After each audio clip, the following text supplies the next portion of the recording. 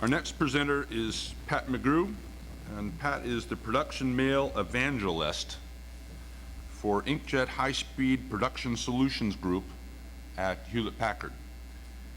She's an industry educator and promoter of data-driven customer communication and integrated marketing techniques, and she works with customers and clients to enhance their communication effectiveness. One of the first educators in trans-promo and similar techniques, Pat helps customers identify and grow their communications capabilities. She's the author of co-author of 7 books and widely published on information delivery and multi-channel document delivery. She's a frequent author of research studies and articles covering print and mail innovations, document strategy and auditing, business continuity, disaster recovery, and the global statement printing markets. Pat, welcome. You have the floor. Thank you very much. I'm thrilled to see you all still here. I know lunch is waiting and we still have another speaker to go, but I'm thrilled that you're all here. I want to thank Triangle for putting on a great conference. I was taking notes madly. I hope all of you are as well. My presentation for you today is a bit different than what you've heard. I'm not here to sell you anything. I'm not here to tell you things you don't already know. What I'm hoping to do is put some of what you've already heard into context and into a context that is part of the world I live in every day. So let's start with a couple of fun facts. Maybe you remember from one of our early presentations the story of the French envelope manufacturer who was one of the original postal innovators. What he did was interesting. He said, I will deliver your parcels and letters, but you have to buy the envelope from me. If you buy the envelope from anyone else, I won't deliver it. Innovator. He looked at a market and he said, here's a way that I can build revenue. Remember that, because the revenue is the important part.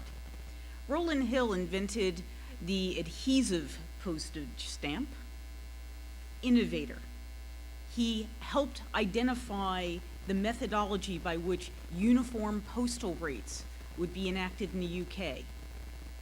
Based on weight, not size. Innovator.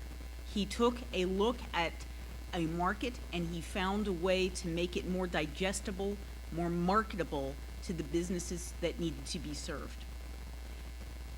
Perhaps, and Hamilton, you'll probably like this one, our friends at Montgomery Ward, the original catalogers.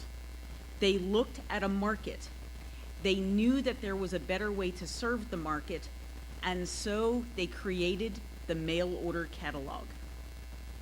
They were not alone. There were many who came up with similar innovations, but our friends at Montgomery Ward, as I grew up calling them wards, they took it to the next level.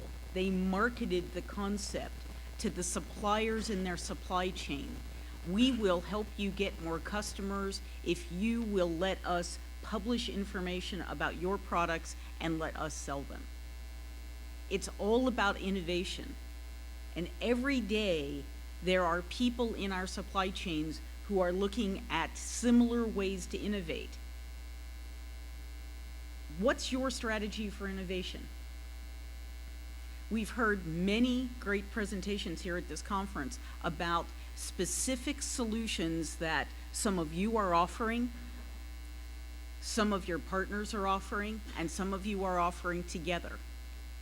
But very often, as I'm traveling the world and speaking with postal operators and with the people in the supply chain that support the items that move through the postal systems and the parcel systems, I can't find the strategy for how they think they will be growing their businesses and their revenue streams.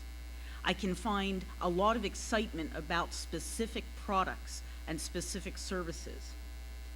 I'm going to suggest to you that if you don't have a strategy, if you don't have that plan of how your operations will look and enable technology over the next 5 years, you're going to find that you're going to see your market consumed by alternative solutions to delivering products, services, and information into those marketplaces. Direct mail is already being impacted by the search engine optimization marketers who are a part and parcel of every single marketing conversation in every brand-owning company in the world.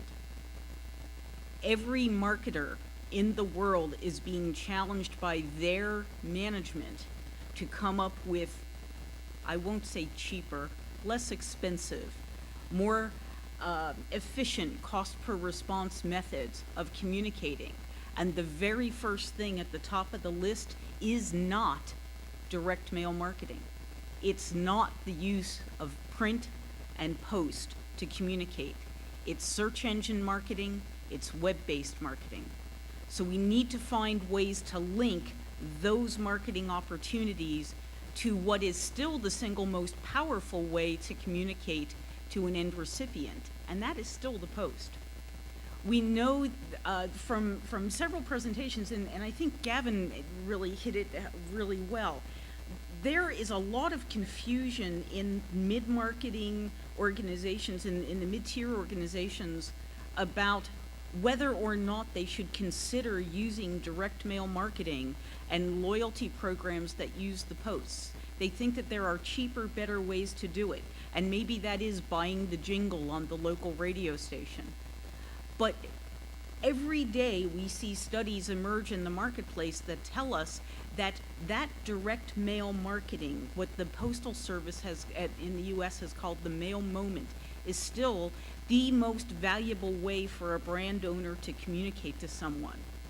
So as we are looking at our programs, we need to find ways to communicate to those people who are afraid to use our services because they think it's hard, because they think it won't get them the return.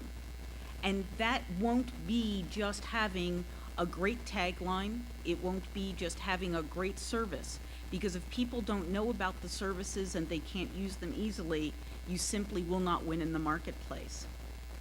So if your organization is not embracing technology, if there isn't someone in your organization that you can point to who understands what a 2D matrix barcode is, if there's not someone in your organization who knows the difference between a QR code and an Aztec code, if there's not someone in your organization who knows what augmented reality is and how to use it to drive revenue for your organization, it's time to identify those people, and if you don't have them, buy them or train them.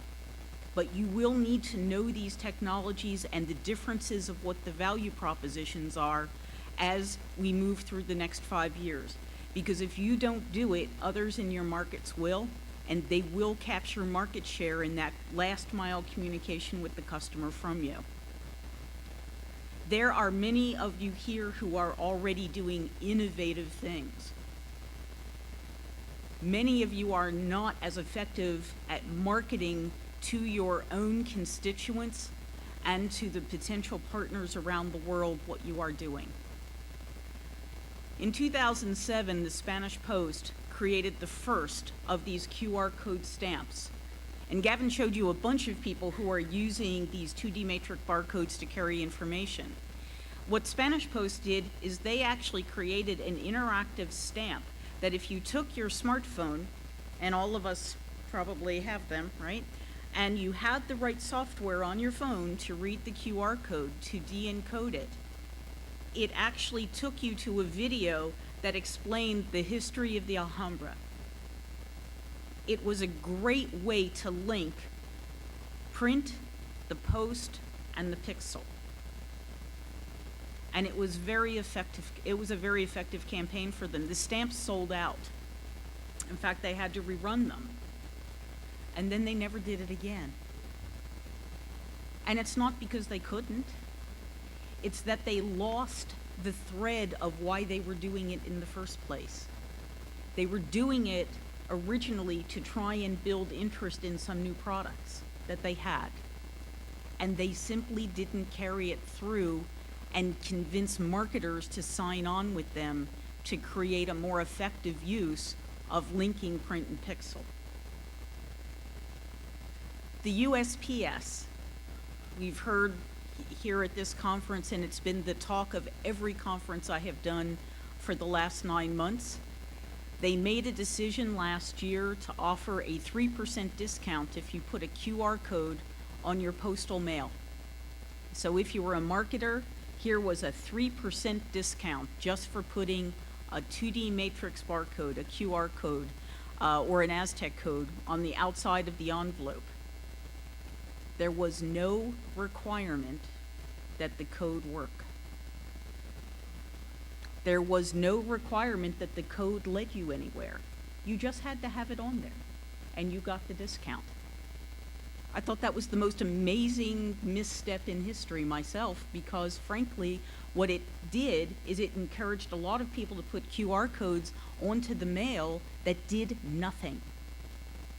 And it upset and annoyed a lot of people who tried flashing their smartphone at this QR code and nothing happened.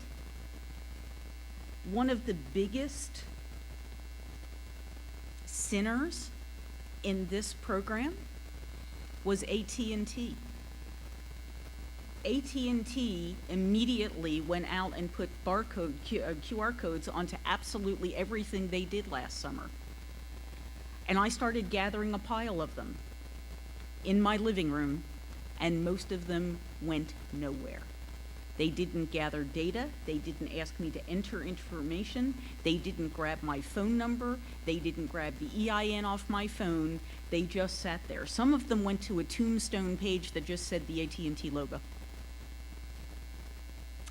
So, great program, great idea, great way to save some postage, but missed the boat. If you're going to do this kind of program, you absolutely must make sure that the program is a valid program and is actually going to drive people in the direction you want them to go. They've come up with a new program for this year. We're going to get the second ounce free. If I'm a mailer, if I'm a direct mail marketer, I love it. Even if I'm a transaction printer who has to deal with more pages now because of US legal regulations, I love it. But if I don't monitor it and I don't actually understand how people are using that second ounce, I'm not getting the bang for my buck that I hope. Royal Mail intelligence stamps, a couple of years old now, but same idea. Great hope I had for this program. First time that a national postal service used this kind of technology to link print and pixel. Special stamps to marquee events, they started with the railroads. So it's an augmented reality program. If you have the right code on your smartphone and you wave it over the stamp, you get the history of the railroads. Really cool. If you have the right software on your phone, if you have a powerful enough phone, and if you're willing to stand there and wait for it to download over whatever your national network is. It's really cool. There aren't a lot of people using the intelligence stamp program at Royal Mail. It's hard to implement. It's hard to do. And it convinces marketers that there's not a lot of value for them to do it. So I honestly believe that it's necessary for us to link print and pixel. I think it's necessary for us to become smart about QR codes and Aztec codes and all of the other emerging 2D barcode technology. I believe it's essential for us to become smart about augmented reality and smart about programs that will link information that we can put on the outside of the envelope into our marketing databases and even into things that customers can track. And I think it's a great idea to create pieces that will link us to educational videos or marketing information. But I think that if we don't have a strategy for what we expect to get from these programs, we're all destined to be having the same conversation 2, 3, and 4 years from now and wondering why we weren't successful with our 3% discount on QR codes on the outside of envelope, and our intelligent stamp program, and our augmented reality programs. Because today, I don't think we're educating the market. I don't think we're making it clear to marketers why they should play in our pool with us and link print and pixel. And I'm not entirely positive that as an industry, we've really come to understand what the value proposition is. So I'm hoping that you'll have a strategy. I think that if you have a strategy, and this would be a good time to audit that strategy and figure out if it's one that actually makes sense for how the market is playing today and for the next few years. If you don't have a market education program that puts your people in front of your customers and their marketing associates, you need one, and you need it now, not next year. If your staff doesn't understand the technology, you must get them educated now. You must make sure that somewhere on your staff there is an expert who understands all of these technologies and is paying attention to the emerging technologies, because technology isn't stopping. There are new emerging technologies that link print and pixel coming into the marketplace every single month.